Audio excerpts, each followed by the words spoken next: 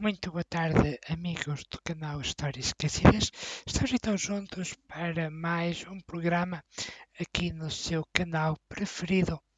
E hoje eu trago-vos até vós uma história de muitos, ou da maioria, pelo menos, esquecida, que muitos não conhecerão.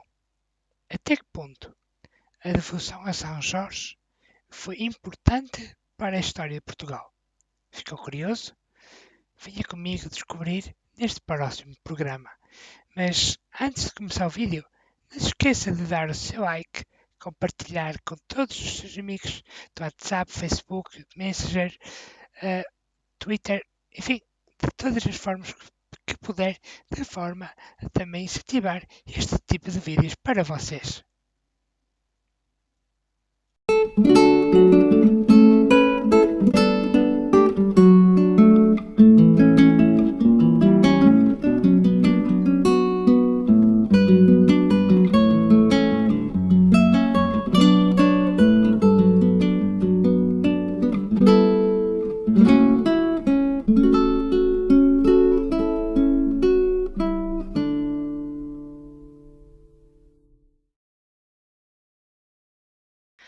Muito boa tarde então a todos os amigos do canal Histórias Esquecidas.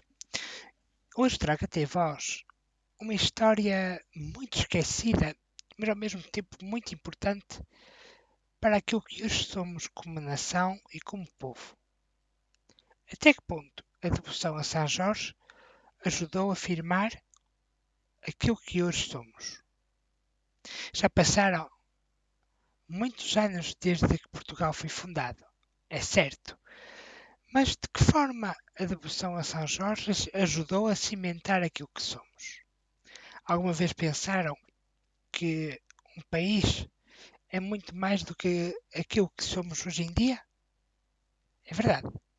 Um país, um povo, vive muito também à conta do seu passado, pois ajuda a formá-lo na sua identidade, nos seus meios de ser. Se lerem o livro A Identidade, do historiador José Matoso, que eu recomendo, ele explica perfeitamente que existem várias causas para a unidade nacional de Portugal. E uma das mais importantes é claramente a religião única de todo o povo. Então, neste sentido, já não é estranho vermos que São Jorge tem uma importância tão grande. Eu te diria de outra maneira, São Jorge e Nossa Senhora, claramente. Mas o que hoje nos interessa é São Jorge. Que importância ele teve para aquilo que hoje somos? É isto que eu ahorita falar no vídeo de hoje, mas vá já deixando o seu like, vá já compartilhando com os seus amigos, pode fazê-lo no WhatsApp, Facebook, Messenger, pode fazê-lo por e-mail, enfim, faça de todas as formas, mas divulgue. Divulgue para mais pessoas se juntarem a nós e mais pessoas então assistirem ao meu canal.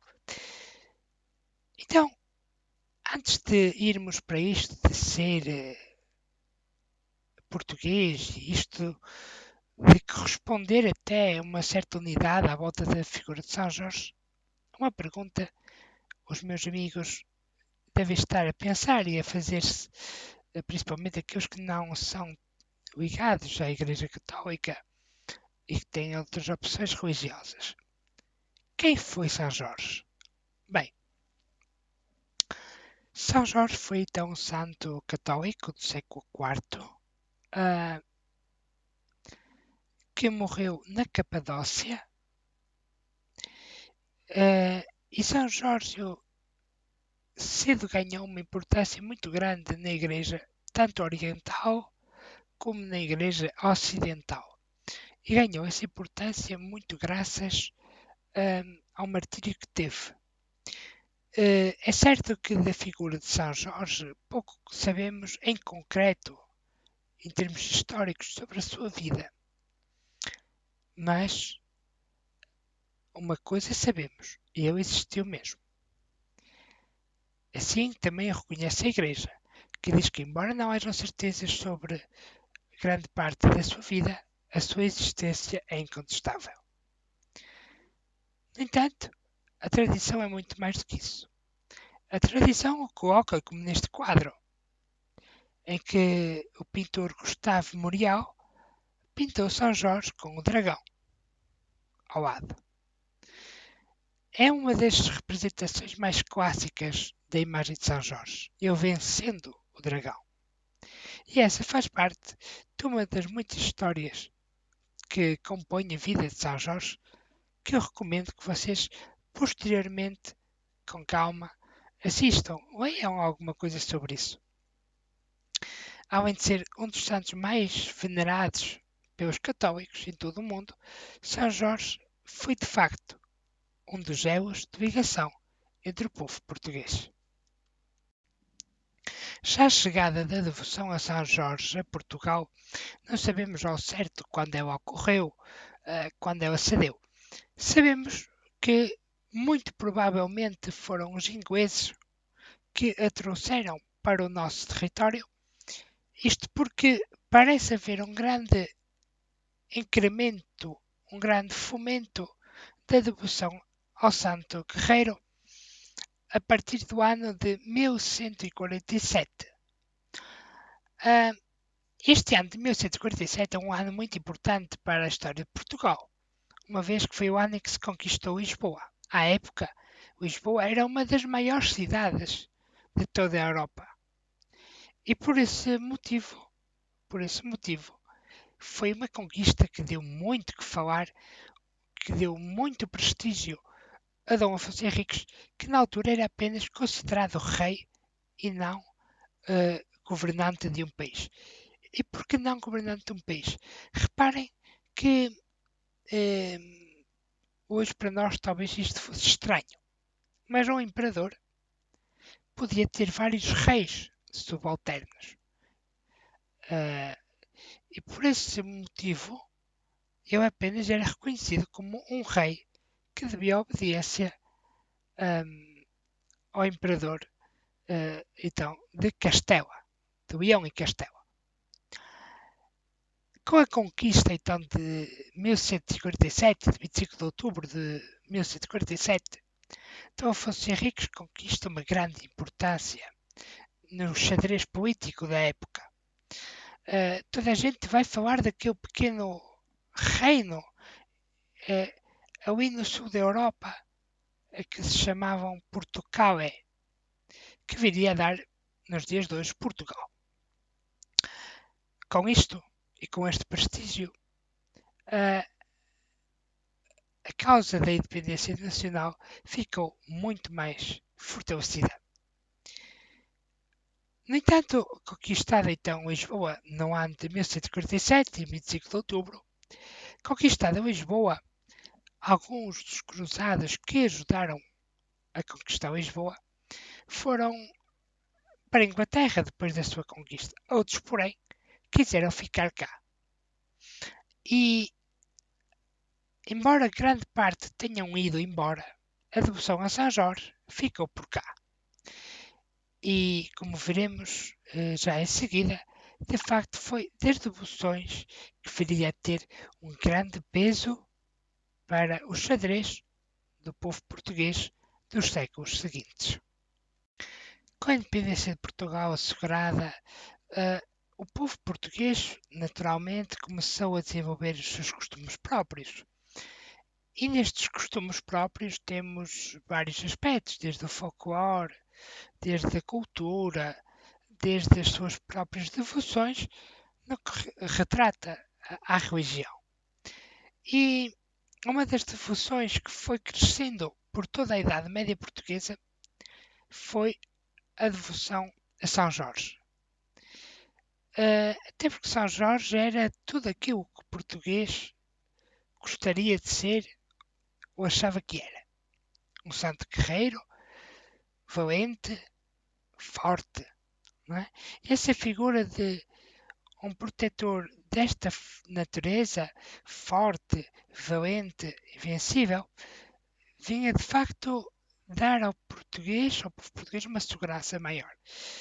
E então a devoção a São Jorge aumenta consideravelmente neste período medieval, a ponto de então aumentar exponencialmente, quer dizer, já era uma devoção grande, passou a ser uma devoção ainda maior, aumentou consideravelmente no tempo do rei Dom Fernando. Como sabemos, o rei Dom Fernando não teve muito bom reinado. Teve, na verdade, um péssimo reinado. Uma das únicas coisas que conseguiu foi a fortificação das cidades, principalmente as cidades de fronteira e aquelas cidades mais importantes, quer política, quer socialmente. Mas tirando isso, não houve grande coisa a salientar do reinado do rei Dom Fernando. É um rei que também não teve muito boa oportunidade para ser um bom rei, diga-se passagem. Teve maus anos agrícolas, teve um período de seca extremo, além de ser um rei constantemente enfermo, constantemente cheio de alguns problemas de saúde que o incapacitavam de cuidar do trono como era devido. De qualquer modo, a devoção a São Jorge cresceu muito no seu tempo, de tal forma que quando surge o problema da sucessão ao trono, ninguém vai questionar a escolha que o mestre Davi fez de São Jorge ser o protetor dos portugueses dali em diante. Ninguém contesta e toda a gente aceita de forma natural, porque de facto São Jorge era um santo querido de todo o povo. De todo o povo. E de facto há registros, nomeadamente, por exemplo, Fernão Lopes nos conta tal coisa, que a ala direita daquela que ficou conhecida como a ala dos namorados, não é? Portanto, aquela tática em forma de quadrado que haveria de dar a vitória dos portugueses na Batalha de Aljubarrota, a ala direita que ficou então conhecida, portanto, a ala direita desse quadrado, que ficou conhecida como a ala dos namorados, todos eles tinham o distintivo de São Jorge. E qual era o distintivo de São Jorge? Era aquilo que vimos há pouco, aquela cruz vermelha em fundo branco. Não sabemos bem como é que eles usavam, sabemos que eles usavam esse distintivo. Desconhecemos a forma como o usavam, se era uma pequena cruz ao peito, se era uma vestimenta para o corpo abaixo. Desconhecemos. Sabemos que usavam esse distintivo. E esta capela que estamos a ver aqui na imagem, ela é uma capela de Porto de Mós, que fica exatamente no local onde se deu a Batalha de Aljubarrota, vencida pelo santo condestável Dom Novas Pereira, e que conta a lenda antiga que neste lugar onde hoje é esta capela,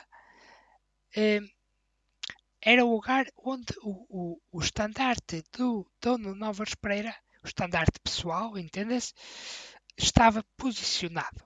Portanto, eu estava ali posicionado a ver a batalha para dali poder orientar melhor as suas tropas. E conta a tradição que passou enorme sede durante todo o dia.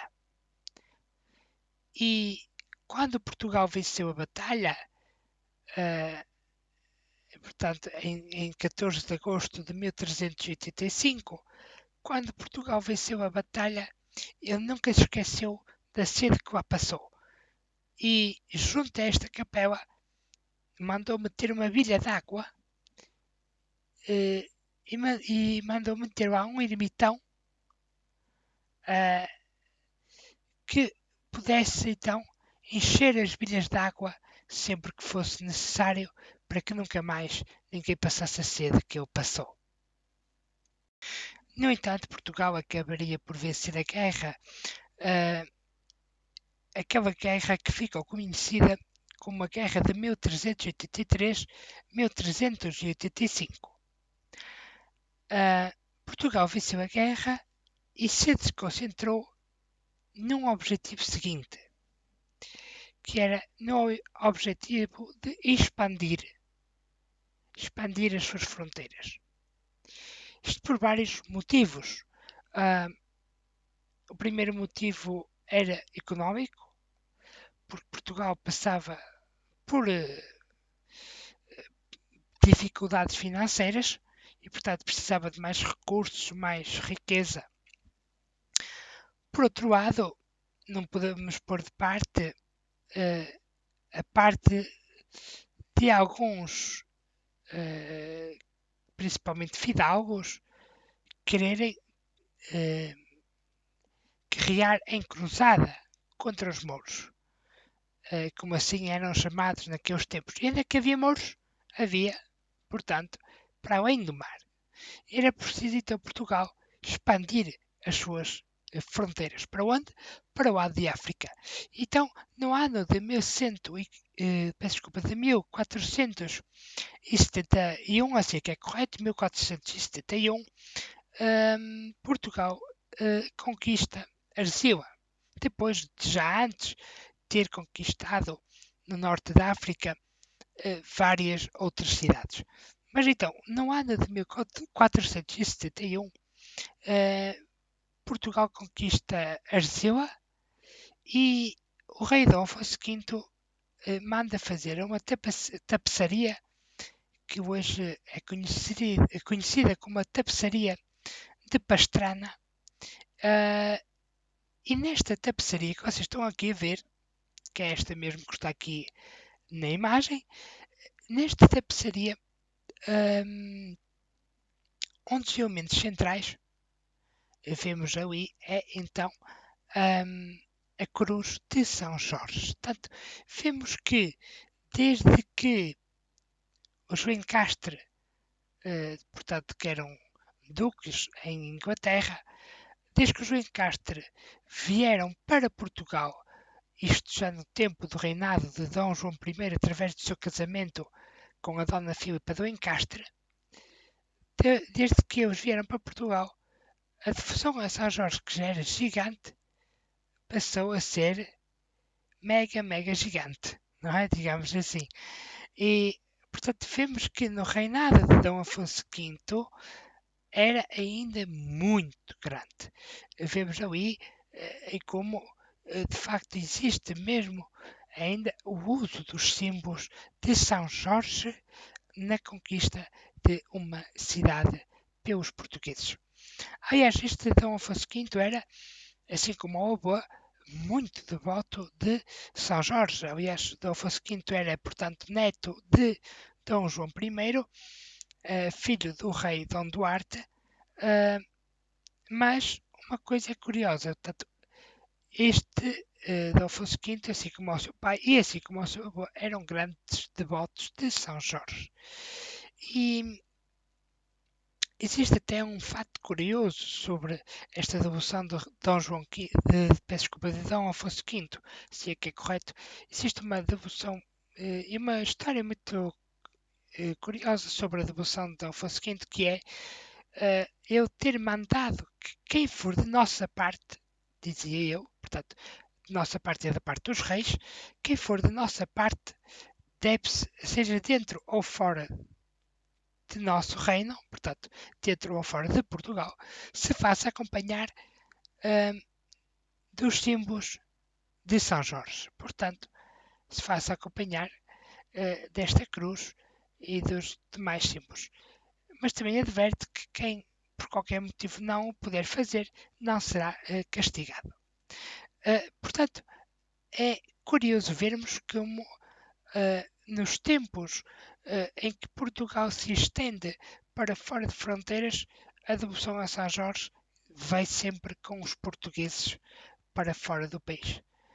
E vocês verão em como não foi apenas São de Afonso V, que tinha uma grande devoção, mas esta vai ser uma devoção que vai se estender então pelos seus futuros descendentes até ao fim da dinastia de Avis no ano de 1580. Ora então, o nosso rei Dom Afonso V foi um rei então que deu muita importância à exploração de Portugal em África. E eu próprio, como eu expliquei há pouco, eu dava uma importância muito grande, o Dom Afonso V dava uma importância muito grande a São Jorge, à figura de São Jorge, à devoção por São Jorge. E como já também referi anteriormente, também os seus antepassados e os seus descendentes. Algo muito curioso, podem ver aqui nesta carta de João Freire para o rei Dom Afonso V.